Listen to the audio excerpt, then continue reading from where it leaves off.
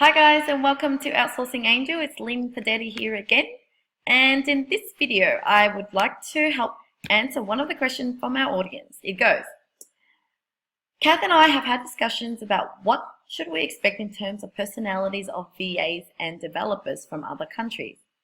When hiring, what behavior should we expect as typical for the Philippines? That is, I don't mind shy and quiet, but Kath wants someone more interactive. So I hope that makes sense. Yes, it surely does make sense. And I think it's a very important question because if you know generally what are the personalities of the types of VAs, so general VAs, what are their personalities, or developers, what are they generally like, then at least you won't get disappointed and you accept them and you learn to try to work with them. So in this video, I'd like to share with you some of my experiences and insights in working with these types of VAs. Okay, so my 3 learnings.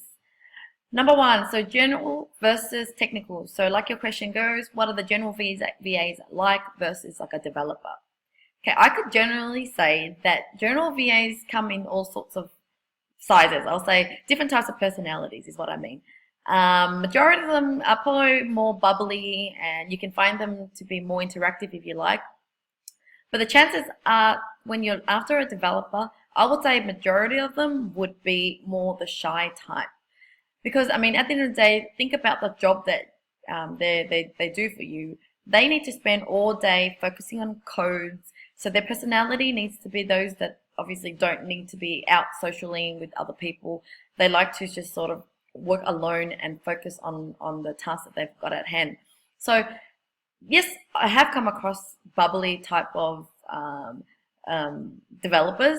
But, you know, for example, one guy I could think of is because he's actually came from a designer background. So he's actually quite a creative person, but then he taught himself development skills. So I find him a great communicator, very interactive.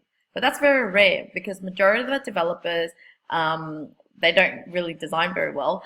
But yeah, so overall they very focused on the code that they need to. So their personality tend to be very shy and timid and don't really like to chit-chat around in the office. So my next point is that what I understand is also the culture. So generally, Asian people are a lot more shy and timid. So I mean, I'm from Vietnam myself, and I remember growing up, never really wanting to participate in class because we're not encouraged to sort of stand out from the crowd because mistakes are not allowed. So in our culture, we rather not make a mistake. So we don't really speak out our mind because we don't want to be wrong. So generally, Filipino people tend to just like to obey. They prefer that you tell them what to do, and they just follow the instructions and do exactly what you ask for.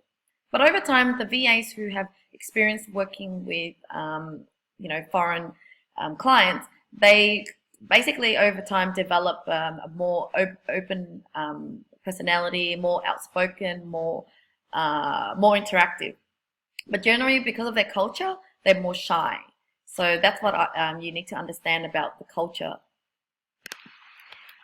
So number 3 is strengths and weaknesses. So I mean, at the end of the day, everyone or every VA will have their strengths and weaknesses. So if you're after a general VA, like I said, there is a lot of open, outspoken people out there, interactive type people.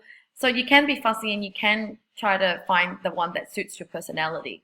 But when it comes to a developer, you'll find that there's less chance of finding someone that's interactive. So instead of giving up and not hire them at all, because at the end of the day, you just want them to be really great at development. And you can always try to help them become better communicators. So, over time, teach them how you want them to communicate. Tell them your rules about how to update you on tasks. How you want them to inform you of certain things and how you like them to work with you. So you can basically make them become better communicators if that's what the type of developers you want. Now, should their personality be that they're very limited in the way they can communicate and share advice and recommendation, then don't really feel like it's the end of the day because, like I said, at the end of the day, you need to embrace the fact that they're really great at development. But you can help them with their weaknesses by putting a project manager to work with them to help them through the project by you expecting the project manager to be the one communicating more with you. So they work hand in hand with the developer and be the one communicating with you. So instead of trying to change the developer, try to embrace them and try to help them with their weaknesses. Okay, so it brings me to a question. Some people might say, oh, you know, I want a developer that's got similar to my personality. I want a culture that's very bubbly and we all chit chat. We almost feel like we can have a drink together on a Friday night. Well, to be honest, you know, I don't get along with every single member of my team, and I don't expect to, because we should all be different. If everyone's the same, we're not really adding value. So, you know, the developers that I have are quite opposite in my personality, and I completely are fine with that, because I just want them to do a great job at development.